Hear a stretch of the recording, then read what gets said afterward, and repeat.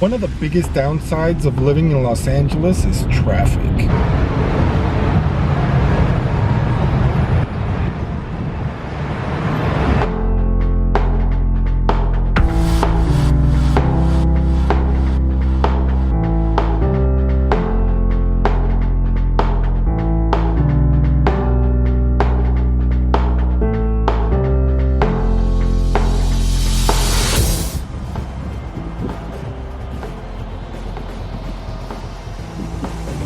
I did some previous research on Escondido Falls and it didn't mention a fee, but here you go. Always have cash on you. 3 5s and 5 singles.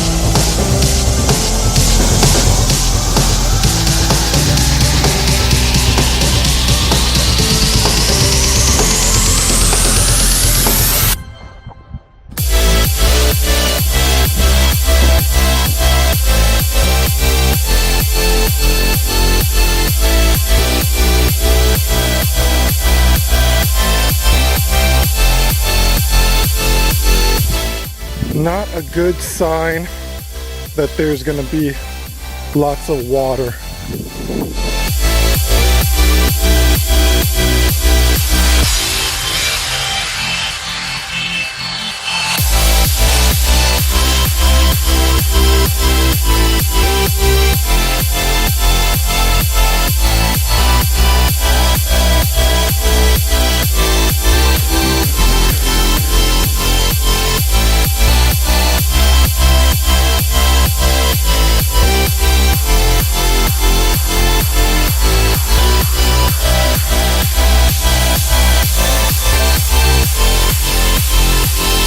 I was thinking,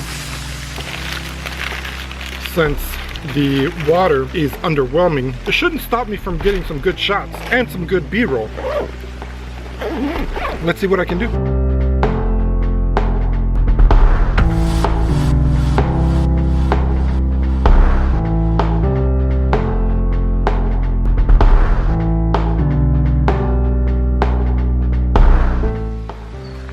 Just follow the rope.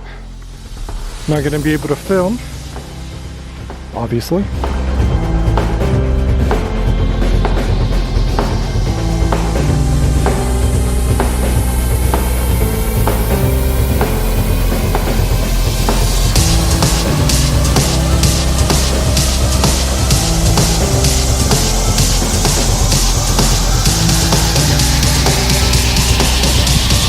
Well guys, I made it to the second tier of Escondido. Unfortunately, it hasn't rained that much, so you're not getting the nice waterfalls that come with a lot of rain. The best place to take a picture on the upper part would have been right there. There's a little crevice.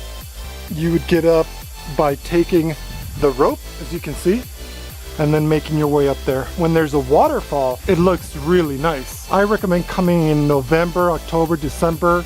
If it rains a lot during those times, you can take some nice pictures and videos. Without the rain, it's really just an average hike.